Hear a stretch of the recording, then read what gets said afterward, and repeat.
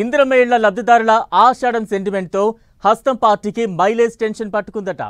ఇప్పుడేం చేద్దామంటూ డైలమాలో పడ్డారట అధికార పార్టీ నేతలు. ఇందిరమ్మ ఇళ్లు అడ్వాంటేజ్గా మారుతాయనుకుంటే అసలుకే ఎసరు తెచ్చేలా ఉన్నాయని టెన్షన్ పడుతున్నారట. ఇంతకు ఇందిరమ్మ ఇళ్ల మంజూరులో ఏమైంది? ఇండ్లు శాంక్షన్ అయినా లబ్ధిదారులు ఎందుకు పనులు స్టార్ట్ చేయడం లేదు? ఇందిరమ్మ ఇళ్లపై కాంగ్రెస్ ప్లాన్ రివర్స్ అయిందా? ఆషాఢం సెంటిమెంట్ తో పనులు మొదలు పెట్టని కొందరు, తమకు ఇల్లే రాలేదని మరికొందరి ఆందోళన. లోకల్ బాడీ పోల్స్ కు ముందు సర్కారుకు కొత్త తలనొప్పి. అనుకున్నదొకటి అయ్యిందొకటి అన్నట్లుగా ఉందట తెలంగాణ కాంగ్రెస్ పార్టీ పరిస్థితి. అధికారంలో ఉన్న పార్టీగా వచ్చే స్థానిక సంస్థల ఎన్నికల్లో క్లీన్ స్వీప్ చేయాలని హస్తం పార్టీ గట్టి పట్టుదలతో ఉంది. అందుకు అనుగుణంగా ప్రజల దృష్టిని ఆకర్షించేందుకు ఒక్కో సంక్షేమ పథకాన్ని అమలు చేస్తూ ముందుకెళ్లాలని స్కెచ్ వేసింది.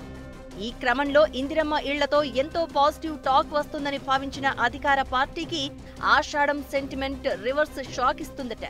ఇందిరమ్మ ఇళ్ల విషయంలో కాంగ్రెస్ పెద్దల ఆలోచన ఒకటైతే గ్రౌండ్ లో పరిస్థితి డిఫరెంట్ గా ఉందట. అప్లికేషన్ పెట్టుకున్న అందరికీ ఇల్లు రాలేదని, ఇల్లు వచ్చినోళ్లందరూ పనులు మొదలు పెట్టడం లేదని, లిస్టులో తమ పేరు లేనోళ్లు ప్రభుత్వాన్ని దుమ్మెత్తిపోస్తున్నారు.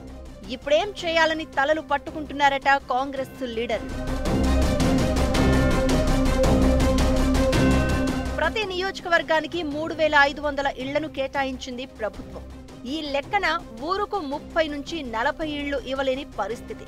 ఆ 40 ఇళ్లు అయినా ఇస్తే జనంలో ఆశ కలుగుతుందని, దాంతో స్థానిక సంస్థల ఎన్నికల్లో తమకు అండగా నిలుస్తారని ఆశించారట హస్తం పార్టీ నేతలు. అయితే ప్రభుత్వం పెట్టిన నిబంధనలతో ఇండ్ల మంజూరుకు చాలా మంది అర్హత సాధించలేకపోయారు.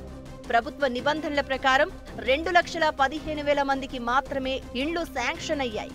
ఇక ఒక్కో ఇందిరమ్మ ఇల్లుకు 5 లక్షలు ఇస్తామన్న కాంగ్రెస్ ప్రభుత్వం బిల్లుల మంజూరుకు కూడా కొన్ని కండిషన్స్ పెట్టింది.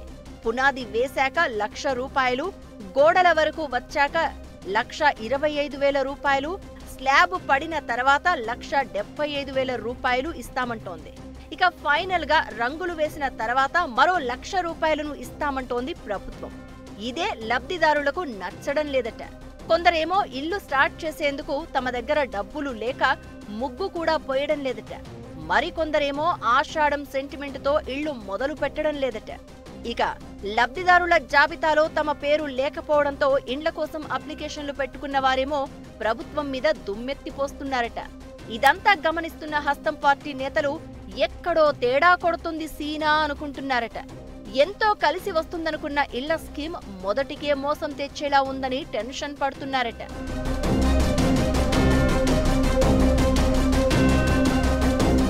ఇక ఇందిరమ్మ ఇల్లు నిర్మాణం 400 నుంచి 600 అడుగుల వరకు ఉండాలనే నిబంధన కూడా పబ్లిక్ కు నచ్చడం లేదట. 600 అడుగుల లోపు నిర్మాణం చేసుకుంటామని లబ్ధిదారులు అంగీకార పత్రం రాసిచ్చిన తర్వాతే వారికి బిల్లులు మంజూరు, ఇసుకకు అనుమతులు ఇస్తున్నారట.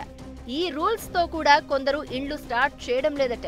దీంతో తొలి విడతలో ఇళ్ల నిర్మాణానికి అనుమతి పత్రాలు పొందిన 47,235 మంది లబ్ధిదారుల్లో ఇప్పటి వరకు 38% మంది, అంటే 17,982 మంది మాత్రమే నిర్మాణ పనులు ప్రారంభించారట.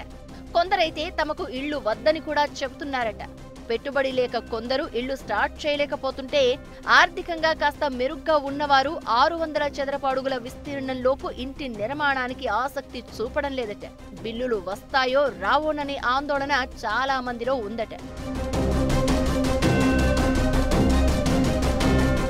ఇందిరమ్మ ఇళ్లు ఇచ్చి పేదల సొంతింటి కల నెరవేర్చామని చెప్పుకుని స్థానిక సంస్థల ఎన్నికల్లో ఓట్లు అడుగుదామనుకున్న హస్తం పార్టీకి ఇవన్నీ ఇబ్బందులు వచ్చి పడ్డాయట. దీంతో గ్రామాల్లో సానుకూలతకు బదులు ప్రభుత్వం మీద వ్యతిరేకత వస్తుందని ఆందోళన చెందుతున్నారట. ఇళ్ల మంజూరు, నిర్మాణానికి పెట్టిన రూల్స్ లో కొన్ని సడలిస్తే బాగుండేదని కాంగ్రెస్ నేతలే ఆఫ్ ది రికార్డుల్లో అభిప్రాయం వ్యక్తం చేస్తున్నారట. ఏదైనా ఇందిరమ్మ ఇళ్ల విషయంలో అనుకున్నంత మైలేజ్ రాదేమోనన్న భావనైతే హస్తం పార్టీలో ఉందంటున్నారు.